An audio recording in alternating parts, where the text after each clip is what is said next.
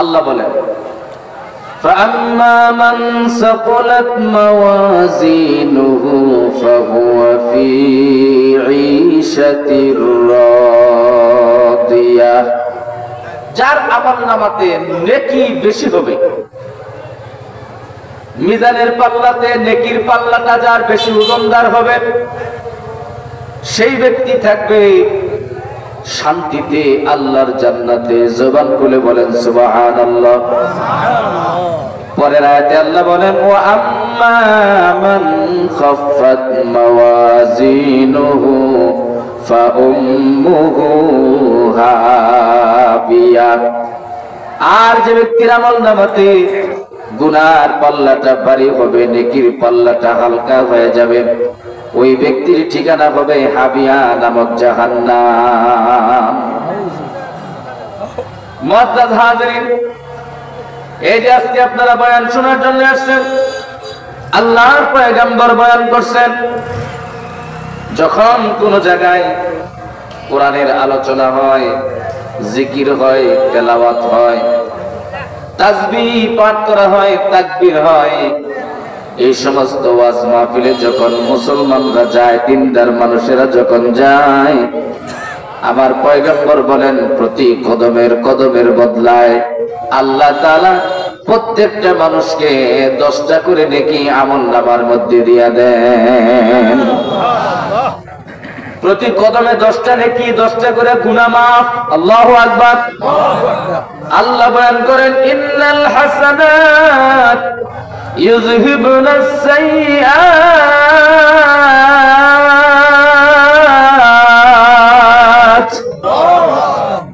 আল্লাহ বলেন বান্দারে তোমার আমলনামায় নেকি আসবে, গুনাহগুলা একা একাই চলিয়া যাইবে। আল্লাহু আকবার। বান্দার আমলনামাতে নেকি উঠবে, গুনাহগুলা বিদায় হয়ে যাবে। নেকির এমন পাওয়ার, নেকির এমন পাওয়ার, নেকি আসলে গুনাহ থাকতে পারে না। বন্ধুরা আমার, আল্লাহ রাসূল বলেন যখন কোন বান্দা একটা নেক কাজের নিয়ত করে, ডান কাঁধের ফেরেশতা সঙ্গে সঙ্গে কলম তুইলা একটা নেকি তার আমলনামায় লিখে দেন। এরপরে যখন সেই নেক কাজটা বান্দায় করে, একটা নেক আমলের বদনায় আল্লাহ তাআলা কমসে কম 10টা করে নেকি আমলনামায় দিয়ে দেন। কিন্তু যখন কোন বান্দা গুনার কাজের নিয়ত করে, গুনার কাজের নিয়ত করার ফলে বাম কাঁধের ফেরেশতা কলম তুলে গুনাহ লেখার জন্য, আমার আল্লাহ ডাক দিয়ে বলেন এ ফেরেশতা রে, আমার বান্দা গুনার কাজের নিয়ত করছে রে, গুনার কাজের কাছে যায় নাই, সুতরাং আমার বান্দার আমলনামাতে গুনাহ লেখো না।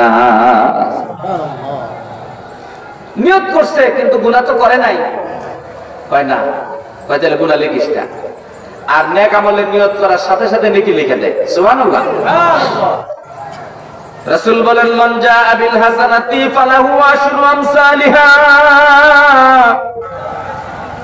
একটা নেক কাজ করবি, নেকি পাবি কমসে কম 10টা, কিন্তু একটা গুনার কাজ করলে একটা গুনাহই পাবি, বেশি গুনাহ হবে না।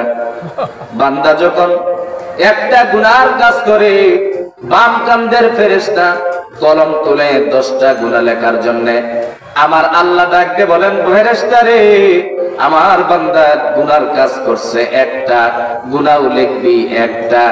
ফেরেশতা বলেন আল্লাহ, তোমার এই বান্দা একটা নেকের কাজের বদলায় নেকি পাইল 10টা, সেই হিসেবে একটা গুনার কাজের বদলায় গুনাহ তো 10টা পাওয়ার কথা। আল্লাহ ডাকতে বলেন এ ফেরেশতা রে, আমি বান্দাকে নেকি দেই খুশি হইয়া, আর গুনাহ দেই বেজার হইয়া, রাগ কইরা। খুশি হওয়ার জিনিস বেশি হয়, রাগ করার জিনিস যতটুকু দরকার ততটুকুই দেই। গুনার কাজ করে বান্দা আমি গুসা হয়ে যাই, রাগ করি, এই জন্য একটা গুনার বদলায় একটা গুনাহ দেই। বোঝা গেল বন্ধুরা আমার, আল্লাহর রাগ আমাদের রাগের মতো নয়। জোরে বল আল্লাহু আকবার। আরো জোরে বলেন আল্লাহু আকবার। আল্লাহর রাগ আমাদের রাগের মতো নয়। আল্লাহর রাগের মধ্যে মাত্রা আছে, আল্লাহর রাগের মধ্যে লিমিট আছে। আমাদের রাগ হইলে, একজন ব্যক্তি একটা রাগ করলে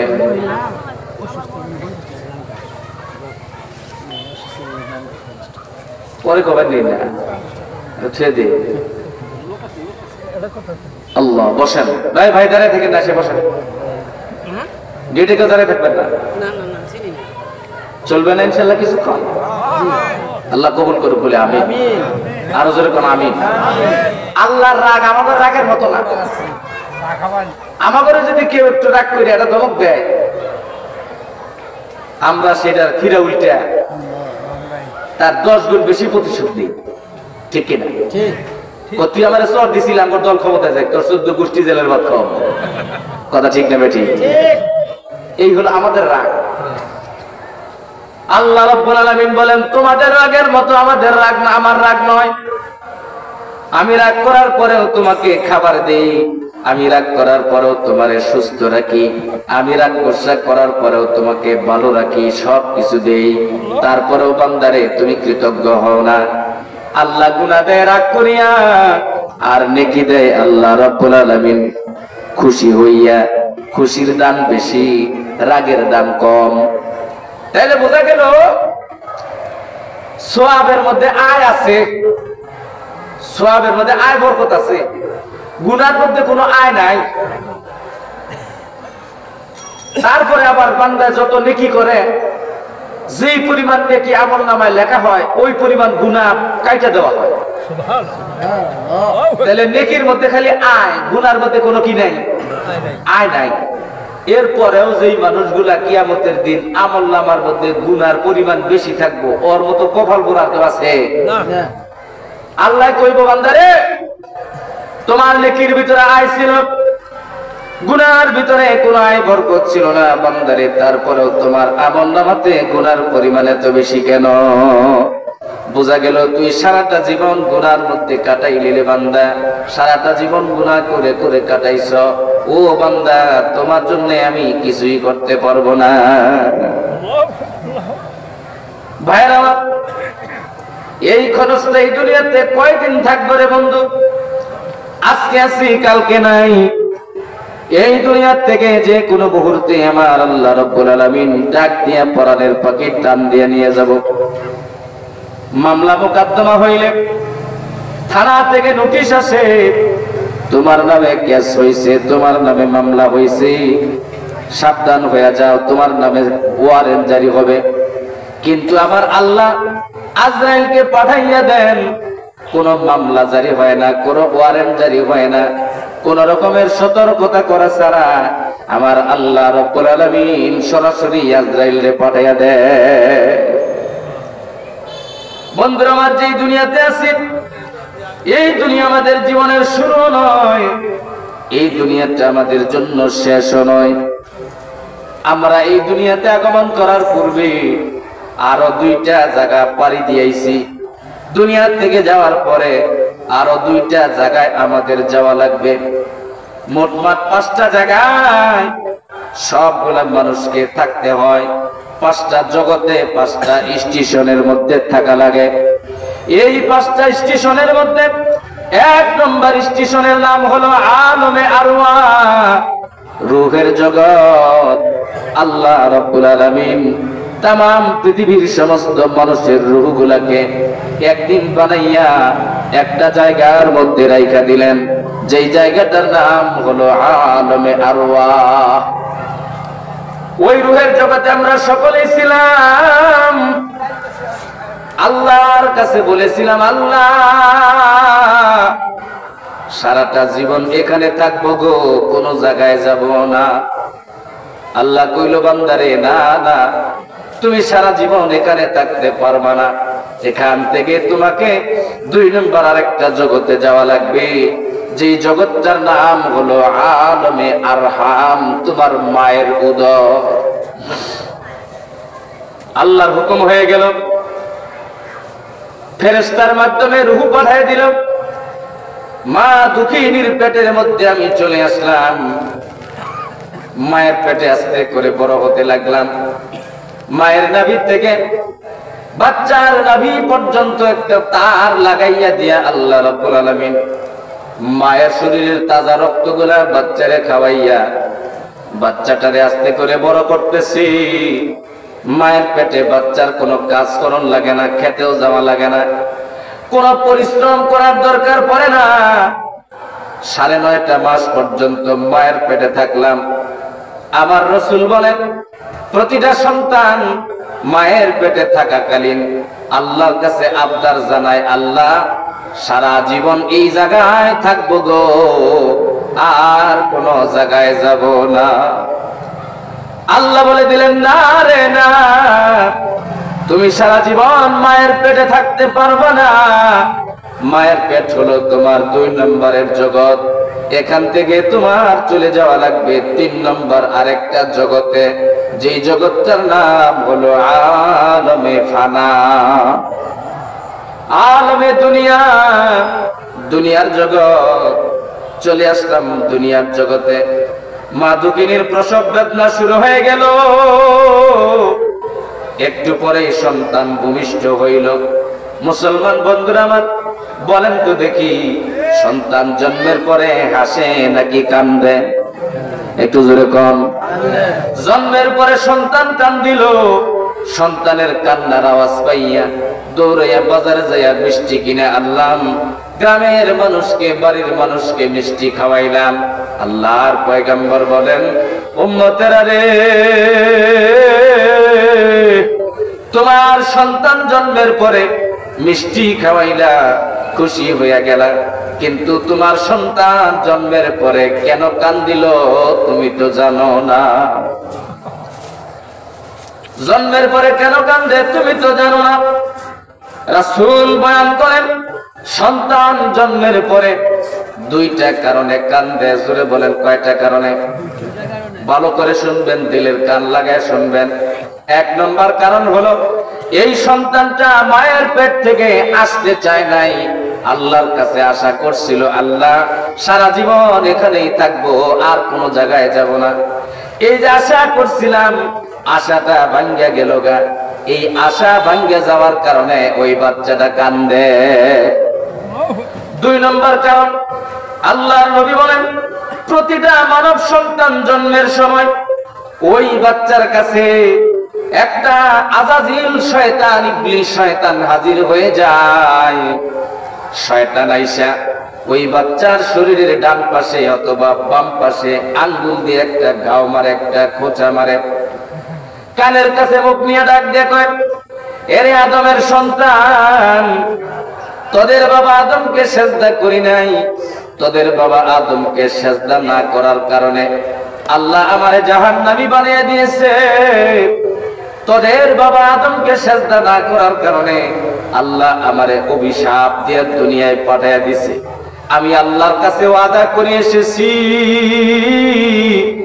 ও আল্লাহ, যে আদমের জন্য আমি জাহান্নামী হইলাম, এই আদমের যত সন্তান দুনিয়াতে যাবে, সমস্ত আদম সন্তানকে গোমরা বানায়া জাহান্নামে নিয়েই ছাড়বো।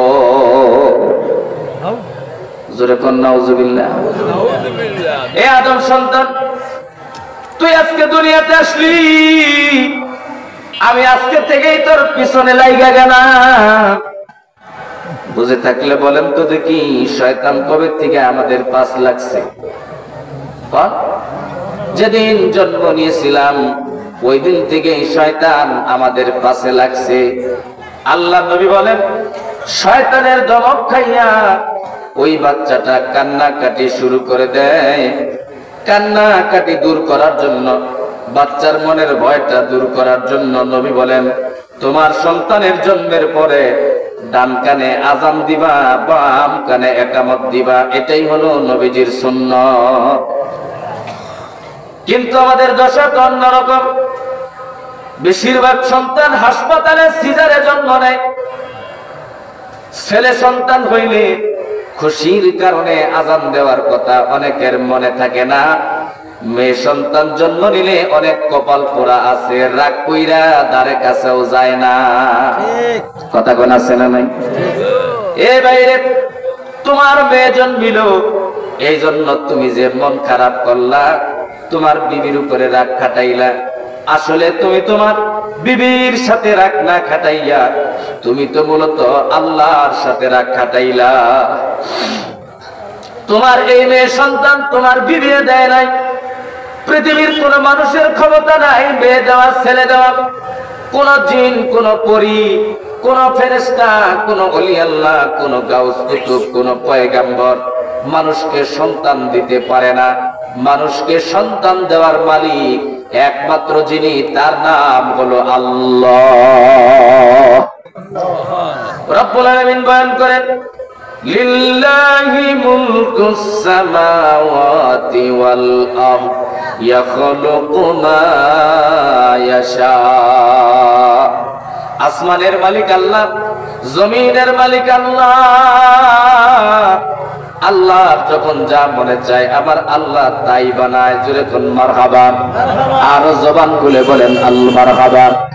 বন্ধুরা আমার, তাই নয়, আল্লাহ বলেন ইয়াহাবু লিমান ইয়াশাউ ইনাসা। আল্লাহর মন চাইলে কাউকে একটা মেয়ে সন্তান দান করে। মারহাবা কোন। ওয়া ইয়াহাবু লিমান ইয়াশাউ যুকুর। আল্লাহর মন চাইলে কাউকে ছেলে সন্তান দান করেন। আও ইউযাব্বিজুহু যুকরানা ওয়া ইনাসা। আল্লাহর মন চাইলে কাউরে ছেলেও দেন, মেয়েও দেন, যমজ সন্তান দেন। ওয়া ইয়াজআলু মান ইয়াশাউ আকিমা। আল্লাহর মন চাইলে কাউকে চিরদিনের জন্য বন্দা বানায় রাখেন, আতকুরা বানায় রাখেন। ছেলে দেওয়া, মেয়ে দেওয়া, আতকুরা বানায় রাখা, যমজ সন্তান দেওয়া দুনিয়ার কোন মখলুকাতের কাজ নয়, এটা হলো আমার আল্লাহর কাজ। নবী আমার বয়ান করেন, আল্লাহর নবী বয়ান করেন, উম্মতেরা রে, তোমাকে যদি আল্লাহ ছেলে সন্তান দেয়, বুঝে নিও ছেলে দিছে আল্লাহ তোমারে খুশি করার জন্য। আর যদি আল্লাহ মেয়ে সন্তান দেয়, বুঝে নিও আল্লাহ তোমার উপরে খুশি হইয়া তোমার ঘরে কন্যা দিছে। সুবহানাল্লাহ কইলেন না? সুবহানাল্লাহ। মুসা নবী আল্লাহর কাছে ডাক দিয়ে বলে, আল্লাহ তোমার কাছে আমি কয়েকটা জিনিস জানতে চাই। ওগো আমার আল্লাহ, তুমি যখন খুশি হও তখন তুমি কোন কাজটা করো? আল্লাহ কয়, মুসা রে, আমি যখন খুশি হই তখন আমি কোন গ্রামের উপরে বৃষ্টি নামায়া দেই। জোরে কোন আল্লাহু আকবার। এরপরে মুসা নবী বলেন, আল্লাহ তুমি যখন কোন মানুষের উপরে আরেকটু বেশি খুশি হও তখন কি করো গো আল্লাহ? আল্লাহ ডাক দিয়ে বলেন, মুসা আমি যখন কোন মানুষের উপরে আরেকটু বেশি খুশি হই তখন আমি সেই মানুষের বাড়িতে মেহমান পাঠাইয়া দেই। আপনাদের দুপাকান্দি গ্রামবাসী আজকে ধন্য। গতকাল থেকে আজকে 2 দিন যাবৎ আপনারা ধন্য। আপনাদের উপরে আল্লাহ খুশি, কারণ হলো জমানার শ্রেষ্ঠ মেহমান, জাতির শ্রেষ্ঠ সন্তান আলেমরা আপনাদের গ্রামের মেহমান হয়েছে। সুবহানাল্লাহ। আলেমদের চাইতে বড় কোনো মেহমান আছে? কথা কোন না কেন? তাদের চাইতে সম্মানী ইজ্জতওয়ালা কোনো মেহমান নাই। আল্লাহ রাব্বুল আলামিন আলেমদেরকে মেহমান বানাইয়া আপনাদের এলাকায় পাঠিয়ে দিয়েছেন। বোঝা গেল আল্লাহ তাআলা আপনাদের উপরে একটু খুশি। আল্লাহু আকবার। মুসা নবী ডাক দিয়ে বলেন, আল্লাহ তুমি যখন কোন মানুষের উপরে আর একটু বেশি খুশি হও গো মাওলা, তখন তুমি কোন কাজটা করো?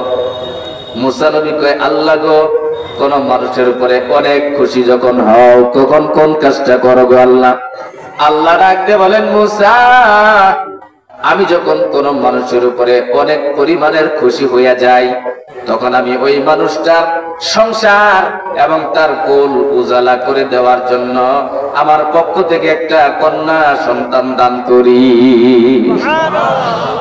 ভাইরা আমার, বন্ধুরা আমার, আল্লাহর পয়গম্বর বয়ান করেন, যে ব্যক্তির 2টা কন্যা সন্তান আছে অথবা 2টা বোন আছে, এই বোন 2টাকে, মেয়ে 2টাকে কোরআন পড়াইয়া, নামাজ পড়াইয়া, পর্দা করাইয়া দিনদার ছেলের কাছে যদি বিয়ে দেয়, আল্লাহর নবী বলেন ওই মানুষের জন্য আল্লাহ জান্নাত ওয়াজিব হয়ে যায়। আর যেরকম সুবহানাল্লাহ। মেয়েরা হলো আল্লাহর জান্নাতে যাওয়ার সিঁড়ি। নবী আমার ডাক দিয়ে বলেন উম্মতেরা রে, মেয়েদেরকে কষ্ট দিস না, কারণ আমি নবী হলাম মেয়েদের আব্বা। আমার নবীকে আল্লাহ তাআলা 4 জন কন্যা সন্তান দান করেছিলেন। নবী আমার মেয়েদেরকে বড় বেশি আদর করতেন, যত্ন করতেন, ভালোবাসতেন।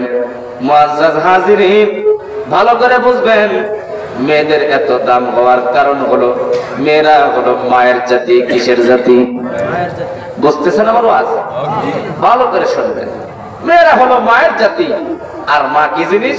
রাসূল বলেন ইন্নাল জান্নাতা তাহতা আকদামিল উম্মাহাত। উম্মতেরা রে, কান খুলে শুনে নাও, তোমার মায়ের পায়ের তলায় তোমার জান্নাত।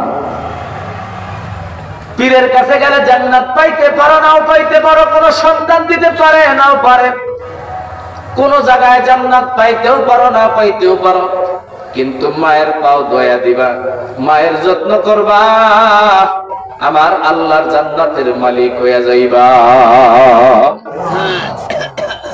আমার বন্ধুরা, হযরতে সাইয়্যিদুনা মুসা নবী আলাইহিস সালাতু ওয়াস সালাম আল্লাহর কাছে একদিন ডাক দিয়ে বলে, আল্লাহ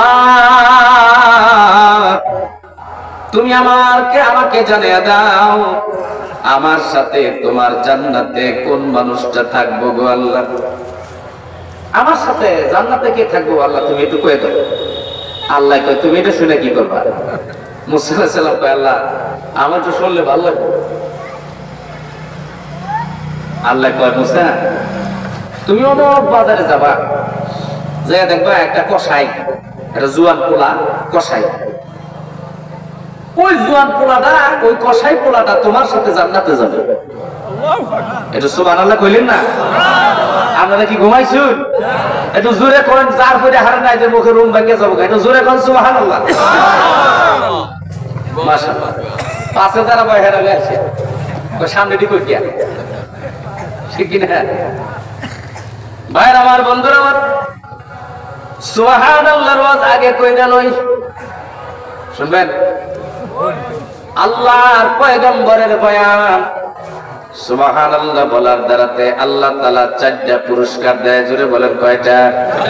আরো জোরে বলেন কয়টা? 1 নম্বর পুরস্কার, বান্দা যখন বলে সুবহানাল্লাহ সুবহানাল্লাহ, আল্লাহ বলেন ইয়া আবদি সাব্বাহতানি সাব্বাহতুকা আল্লাহু আকবার। আল্লাহ কয়, বান্দারে তুই আমারে পবিত্র বলে ঘোষণা করলি, যারে আমি তোরে পাক বানাইয়া দিলাম। সুবহানাল্লাহ বলার 1 নম্বর পুরস্কার, জবানটা নাপাক হইলে জবানটা পাক হয়ে যায়। জবান 2 কারণে নাপাক হয়ে যায়। কথা বলার দ্বারাতে জবান নাপাক হয়, খাদ্য খাবার দ্বারাতে জবান নাপাক হয়ে যায়। মুআজ্জাজ হাজিরিন, মুখ দিয়া মিথ্যা কথা বললে জবানখানা নাপাক হয়ে যায়। মুখ দিয়া চুগলখুরি করলে জবানটা নাপাক হয়ে যায়। মুখ দিয়ে কারোর নামে দুর্নাম করলে জবানটা নাপাক হয়ে যায়। মুখ দিয়ে গীবত করলে জবান নাপাক হয়ে যায়। একবার আল্লাহর নবী কয়েকজন সাহাবী লইয়া রাস্তা দিয়ে যাইতেছেন। হযরতে আব্দুল্লাহ ইবনে আব্বাস বয়ান করেন, মাররান নবী সাল্লাল্লাহু আলাইহি ওয়াসাল্লাম বিকবরাইন, আল্লাহর নবী 2টা কবরের পাশ দিয়ে যাইতেছেন। ফাকালা ইন্না সাহিবাহুমা লা ইউআযাবান। ও সাহাবীরা, এই 2টা কবরের মধ্যে আযাব হইতেছে। কি হইতেছে? আযাব হইতেছে। ওয়া মা ইউআযাবান ফি কাবীর, এমন 2টা কারণে আযাব হইতেছে যে কারণ 2টাকে তোমরা বেশি বড় গুরুত্ব দাও না, বেশি বড় মনে করো না। একবারে নরমাল 2টা কারণ তোমরা মনে করো, এমন 2টা কারণে তাদের কবরে আযাব হইতেছে। আম্মা আহাদুহুমা ফাকানা লা ইস্তানজিহু মিনাল বাউল ওয়া ফি রাওয়ায়াতিন লা ইস্তাতিরু মিনাল বাউল। একজনের কবরে আযাব হওয়ার কারণ হলো এই মানুষটা জীবনে পেশাব কইরা পাক হইতো না, ঢিলা ব্যবহার করতো না।